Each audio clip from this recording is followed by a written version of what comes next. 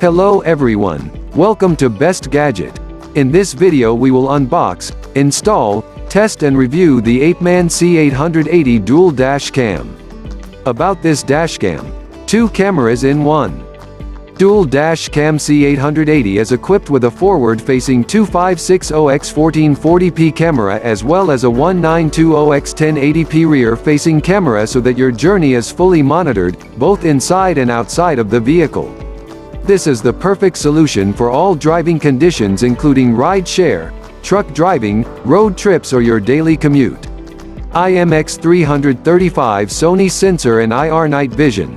The Sony IMX335 sensor with f1.8 aperture has been specifically designed for exceptional low light sensitivity, producing exceptionally clean and sharp videos and images with very low noise, even in the darkest environments.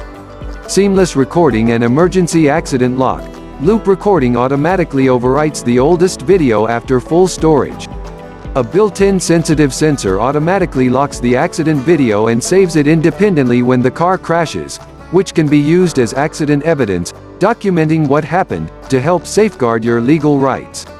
Complete function and optional GPS, parking monitor, time-lapse recording function, HDR and so on. 170 degrees front, eliminates blind spots for shooting and covers a wider driving field of vision. 140 degrees inside, records every corner of inside the car. GPS records your speed, location and tracking, not included. Easy to install. DIY with Spudger Pry tool. The length of the car charger cable is fit for all vehicles. In general, easy to install and use.